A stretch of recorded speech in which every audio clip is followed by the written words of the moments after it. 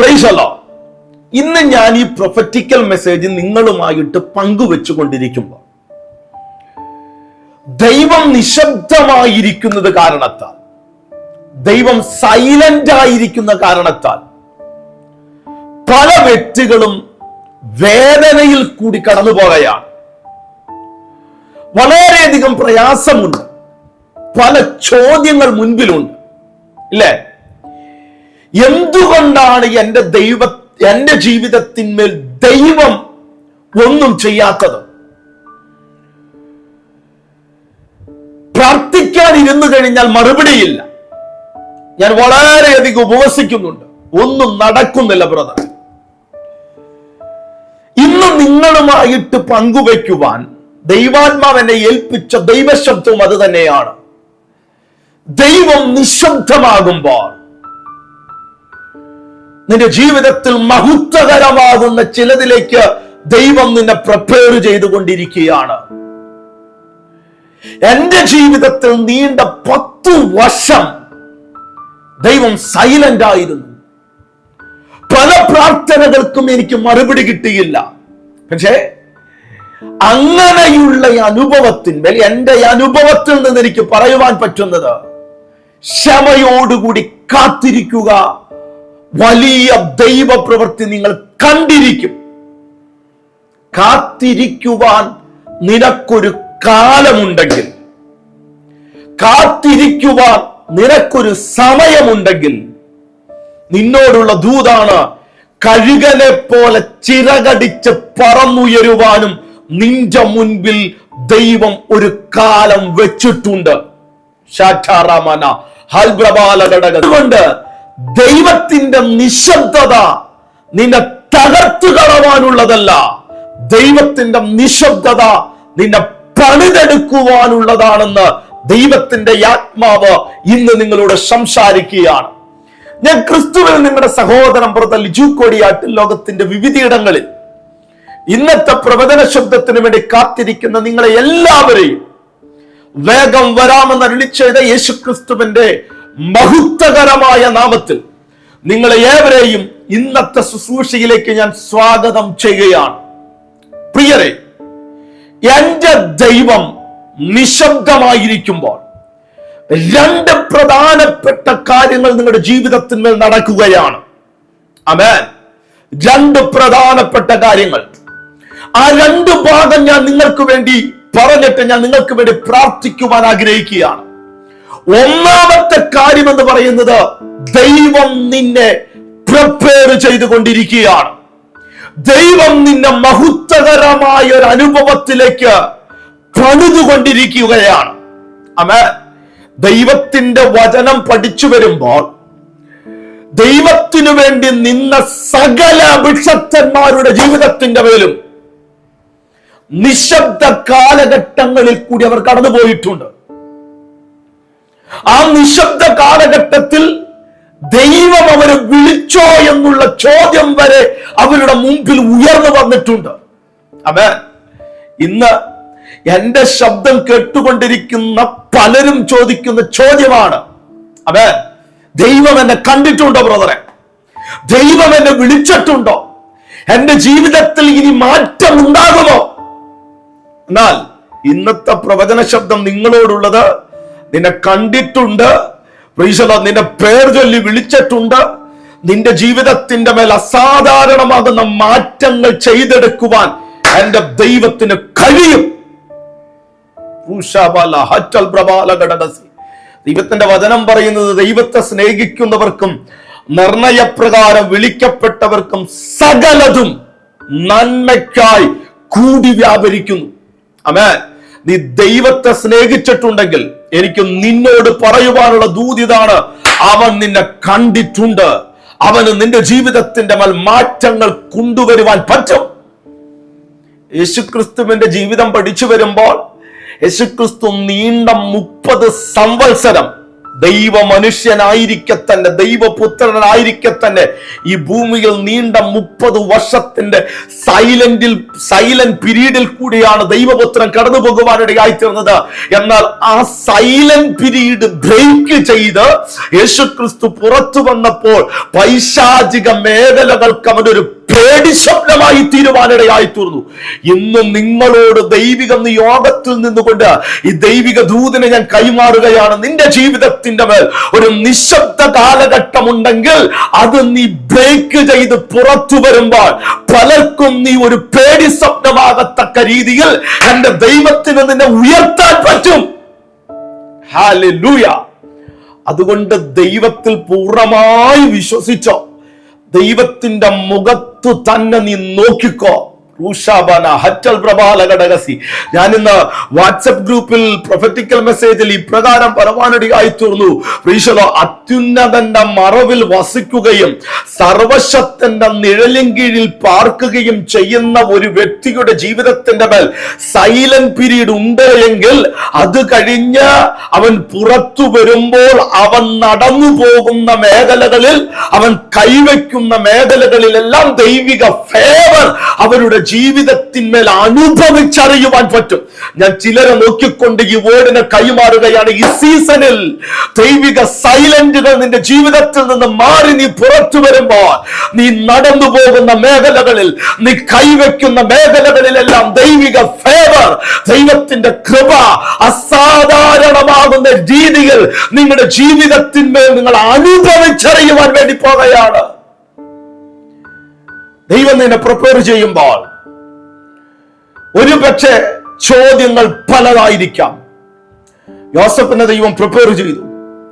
പൊട്ടക്കിണറായിരുന്നു, അവിടെ നിന്ന് അവൻ കയറി. പൊത്തിഫറിന്റെ ഭവനമായിരുന്നു, വീണ്ടും കാരാഗ്രഹമാണ്. 2 വർഷത്തോളമെങ്കിലും ആ കാരാഗ്രഹത്തിൽ അവൻ കടന്നിട്ടുണ്ടാകും. ദൈവം അവന്റെ മുമ്പിൽ ഡെസ്റ്റിനി കാണിച്ചു കൊടുത്തു. അവന്റെ ലൈഫ് എങ്ങനെയായിരിക്കുമെന്ന് ദൈവം കാണിച്ചു കൊടുത്തു. ദൈവം ഒരിക്കലും അവനെ കൊണ്ടുപോകുന്ന പ്രിപ്പറേഷൻ അവന്റെ മുമ്പിൽ കാണിച്ചു കൊടുത്തില്ല. നിങ്ങൾ കേൾക്കുന്ന പ്രവചന ശബ്ദവും നിങ്ങൾ കേൾക്കുന്ന ദൈവികാലോചനയും നിങ്ങൾ ഭാവിയിൽ എങ്ങനെയായിരിക്കുമെന്നായിരിക്കാം. പക്ഷേ അതിനൊരു പ്രോസസ് ഉണ്ട്. ഞാൻ ഇന്നലെ പറയാനിടയായി തീർന്നു. അത് കടന്നു പോകുന്ന ഒരു മേഖലയുണ്ട്. ആ പ്രോസസ് ഒരുപക്ഷെ ദൈവം നിന്നെ കാണിക്കുകയില്ല. എന്നാൽ ആ പ്രോസസ്സിൽ നിനക്ക് ഫെയ്ത്ത്ഫുൾ ആയിരിക്കുവാൻ പറ്റിയാൽ, അവിടെ നിനക്ക് വിശ്വസ്തത പുലർത്താൻ പറ്റിയാൽ, നിന്നോടുള്ള ദൂതിതാണ്, നിന്റെ ചരിത്രം മാറും. യേശുവിന്റെ നാമത്തിൽ അത് നിങ്ങളുടെ ജീവിതത്തിന്റെ മേൽ സംഭവിക്കട്ടെ. ഇത് പറയുമ്പോൾ എല്ലാ ശനിയാഴ്ചകളിലും ഞാൻ സൂം മീറ്റിംഗിൽ നിങ്ങളെ ലൈവായി സൂക്ഷിക്കുന്നുണ്ട്. ആ സൂം മീറ്റിംഗിൽ നിങ്ങൾക്ക് പങ്കുചേരുവാൻ താല്പര്യമുണ്ടെങ്കിൽ യൂട്യൂബിന്റെ ഡിസ്ക്രിപ്ഷൻ ബോക്സിൽ കടന്നു പോയി കഴിഞ്ഞാൽ ഒരു വാട്സ്ആപ്പ് ഗ്രൂപ്പിന്റെ ലിങ്ക് നിങ്ങൾക്ക് കാണാം. ആ വാട്സ്ആപ്പ് ഗ്രൂപ്പിൽ നിങ്ങൾ ജോയിൻ ചെയ്യുകയാണെങ്കിൽ എല്ലാ ദിവസവും 2 മിനിറ്റിൽ താഴെയുള്ള ശബ്ദമേറിയ പ്രൊഫറ്റിക്കൽ മെസ്സേജ് ഒരു വോയിസ് നോട്ട് ആയിട്ട് ഞാൻ കൈമാറുന്നുണ്ട്. അതോടൊപ്പം തന്നെ സൂം മീറ്റിംഗിന്റെ ലിങ്ക് ഞാൻ നിങ്ങൾക്ക് അയച്ചു തരുന്നതായിരിക്കും. പ്രിയരെ, ദൈവം നിശബ്ദമാകുമ്പോൾ നിന്നെ ദൈവം പണികയാണ്. അവൻ ദൈവം നിന്നെ പ്രിപ്പയർ ചെയ്യുകയാണ്. അതോടൊപ്പം നീ മനസ്സിലാക്കേണ്ടത്, നിനക്കു വേണ്ടി ദൈവം ചിലരെ പ്രിപ്പയർ ചെയ്തുകൊണ്ടിരിക്കുകയാണ്. രണ്ടാമത്തെ കാര്യം, ദൈവം നിന്നെ പ്രിപ്പയർ ചെയ്യുന്നതോടൊപ്പം തന്നെ രണ്ടാമത് ദൈവം ചെയ്യുന്നത്, നിനക്കു വേണ്ടി ദൈവം ചിലരെ പ്രിപ്പയർ ചെയ്തുകൊണ്ടിരിക്കുകയാണ്. ആമേൻ. യോസഫിനെ കാരാഗ്രഹത്തിൽ കൊണ്ടുവന്നിട്ടപ്പോൾ ദൈവം അപ്പുറത്ത് രാജാവിനെ പ്രിപ്പയർ ചെയ്തുകൊണ്ടിരിക്കുകയായിരുന്നു. എന്തിനാണെന്നറിയാമോ? ഇവനെ ഈ കാരാഗ്രഹത്തിൽ നിന്ന് പുറത്തിറക്കണമെങ്കിൽ രാജാവ് കണ്ട സ്വപ്നം മറന്നുപോകണം. രാജാവ് കണ്ട ആ സ്വപ്നത്തെ വ്യാഖ്യാനിക്കാൻ പറ്റുന്നതായ ഒരു വ്യക്തിയെ ദൈവത്തിന് വേണം.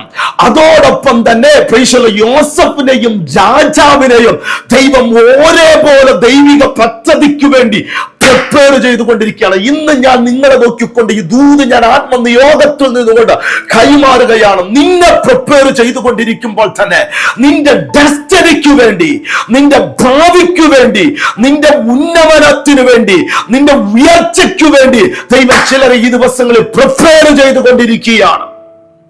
ഹല്ലേലൂയ. അതുകൊണ്ട് ദൈവം നിശബ്ദമാകുമ്പോൾ നീ കരഞ്ഞു പോകരുത്, നീ തളർന്നു പോകരുത്. നീ പിന്മാറിപ്പോകരുത്.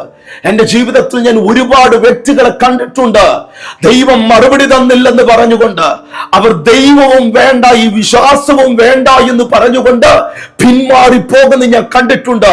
എന്നാൽ നിന്നവരുടെ ചരിത്രം ഞാൻ നോക്കിയപ്പോൾ എനിക്ക് മനസ്സിലായത്, ദൈവം അവരെ സ്വപ്നം കാണുവാൻ പറ്റാത്ത രീതിയിൽ ദൈവം അവരെ ഉയർത്തിക്കൊണ്ടുവരുവാനിടയായിത്തീർന്നു. പിടിച്ചു നിൽക്കുന്ന നിന്നോടുള്ള ദൂതാണ്, നീ ദൈവപ്രവൃത്തി കാണാൻ പോകുകയാണ്. ഹല്ലേലൂയ. അത് നിങ്ങളുടെ ജീവിതത്തിന്റെ മേലെ യേശുവിന്റെ നാമത്തിൽ സംഭവിച്ചിരിക്കും.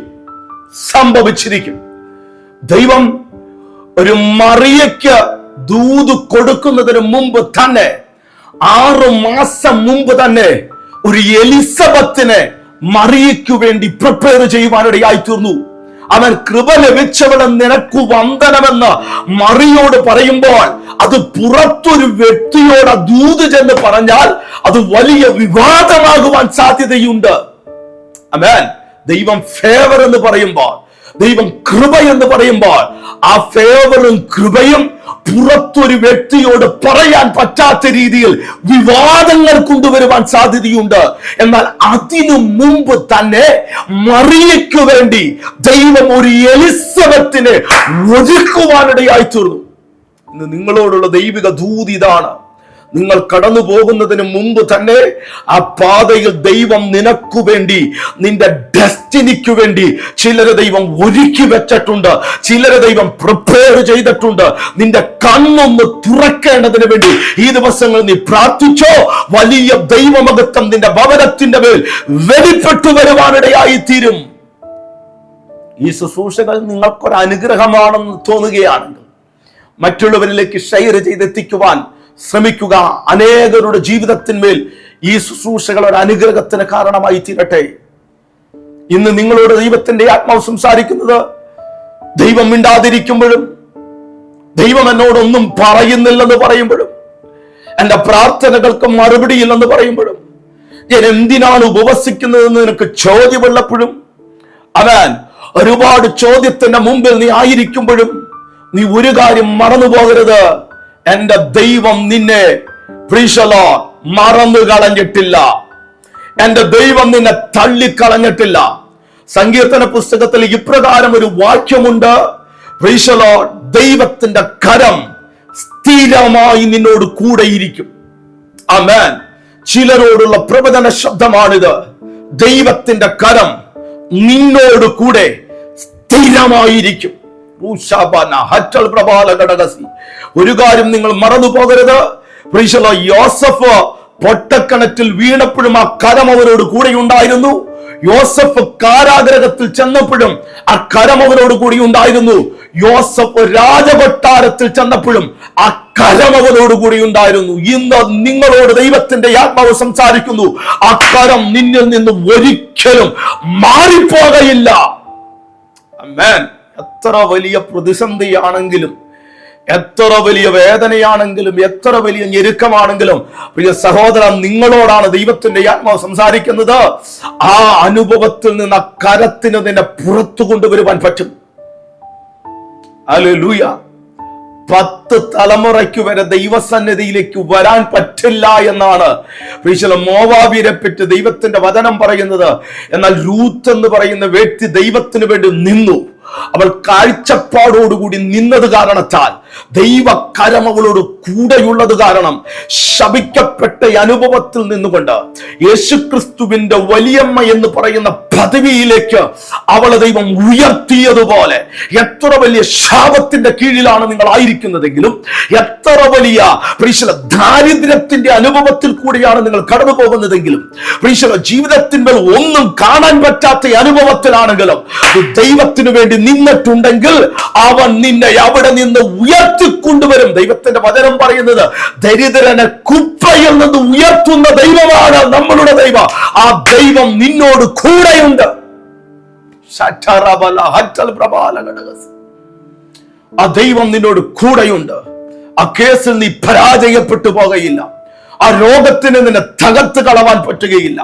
നിന്റെ മക്കളുടെ ഭാവി അനുഗ്രഹിക്കപ്പെടും. നിന്റെ ലൈഫ് സക്സസ് ആയി തീരുവാനിടയായി തീരും. നിന്റെ ജീവിതത്തിന്റെ നിരാശകൾ മാറും. നിന്റെ ജീവിതത്തിന്റെ നിശബ്ദ കാലഘട്ടം മാറിയിട്ട് ഒരു ദൈവ പ്രവൃത്തിയുടെ കാലഘട്ടം ഈ സീസണിൽ ദൈവം നിനക്ക് വേണ്ടി തുറന്നു തരും. വിശ്വസിക്കാൻ പറ്റുമോ? പ്രാർത്ഥിക്കാൻ പറ്റുമോ? നിങ്ങൾ കണ്ട സ്വപ്നങ്ങൾ, ചില സഹോദരിമാരോടാണ് ഞാൻ ഈ ദൂത് പറയുന്നത്. ഒരു 25 വയസ്സിന് താഴെയുള്ള ചിലർ എന്നെ കേട്ടുകൊണ്ടിരിക്കുന്നുണ്ട്. എന്റെ ലൈഫ് എങ്ങനെയാണ്, എന്റെ കരിയർ എങ്ങനെയാണ്? നിന്നോടാണ് ദൈവത്തിന്റെ ആത്മാവ് സംസാരിക്കുന്നത്. ഭയപ്പെട്ടു പോകണ്ട, തളർന്നു പോകണ്ട. ദൈവം നിന്നെ കണ്ടിട്ടുണ്ടെങ്കിൽ, നീ ദൈവത്തെ സ്നേഹിച്ചിട്ടുണ്ടെങ്കിൽ, നീ ദൈവത്തെ സ്നേഹിക്കുന്ന വ്യക്തിയാണെങ്കിൽ നിന്റെ ചരിത്രം മാറുമെന്ന് ഇന്ന് ദൈവത്തിന്റെ ആത്മാവ് നിന്നോട് സംസാരിക്കുകയാണ്. ഹല്ലേലൂയ. ദൈവത്തിന്റെ നിശബ്ദത, 2 കാര്യങ്ങൾ ദൈവം നിന്നെ പ്രിപ്പയർ ചെയ്യും. അതോടൊപ്പം തന്നെ നിനക്കു വേണ്ടി ദൈവം ചിലരെ പ്രിപ്പയർ ചെയ്യും. അവസാന നിമിഷത്തിലേക്ക് നീ കടന്നു വരുമ്പോൾ നിനക്ക് നന്ദി പറയുവാനുണ്ടാകും. നിന്റെ ലൈഫ് നീ തിരിഞ്ഞു നോക്കുമ്പോൾ ദൈവത്തിന് മഹത്വം കൊടുക്കുവാനുണ്ടാകും. ഇന്ന് എന്റെ ഈ ശബ്ദം കേട്ടുകൊണ്ടിരിക്കുമ്പോൾ പല വ്യക്തികൾക്കും നന്ദി പറയുവാൻ ഒരുപാടുണ്ടല്ലോ. ദാരിദ്ര്യത്തിൽ നിന്നുകൊണ്ട്, ഒന്നുമില്ലായ്മയിൽ നിന്നുകൊണ്ട് ദൈവം നിങ്ങളെ കൈപിടിച്ചുയർത്തിയ ദൂതും ആലോചനയും നിങ്ങൾക്ക് പറയാനുണ്ടല്ലോ. ആ ദൈവം വിശ്വസ്തനായി നിന്നോട് കൂടെ ഇരുന്നത് പോലെ എന്റെ ശബ്ദം കേട്ടുകൊണ്ടിരിക്കുന്ന സകല വ്യക്തികളുടെ മേലും അവന്റെ വിശ്വസ്തത കൂടെ ഇരിക്കും. ഞാൻ നിങ്ങൾക്ക് വേണ്ടി പ്രാർത്ഥിക്കുക. നിങ്ങളൊരു രോഗത്താൽ ഭാരപ്പെടുന്ന വ്യക്തിയാണെങ്കിൽ, സാമ്പത്തികമാകുന്ന ബുദ്ധിമുട്ടുകളിൽ കൂടി കടന്നു പോകുന്ന വ്യക്തിയാണെങ്കിൽ, ജീവിതത്തിന്റെ മേലെ ഒരു ഉയർച്ച നേരിടാൻ പറ്റാത്ത വ്യക്തിയാണെങ്കിൽ, ഞാൻ നിങ്ങൾക്ക് വേണ്ടി പ്രാർത്ഥിക്കുകയാണ്. കർത്താവേ, ഈ നിമിഷം ഈ ജനം അവരുടെ ദൈവിക നിശബ്ദതയിൽ ദൈവത്തിന് പ്ലാൻ ഉണ്ടല്ലോ. അവരുടെ ജീവിതത്തെ പറ്റി ദൈവത്തിന് പ്ലാൻ ഉണ്ടല്ലോ. അവരുടെ ലൈഫിനെ പറ്റി ദൈവത്തിന് പ്ലാൻ ഉണ്ടല്ലോ.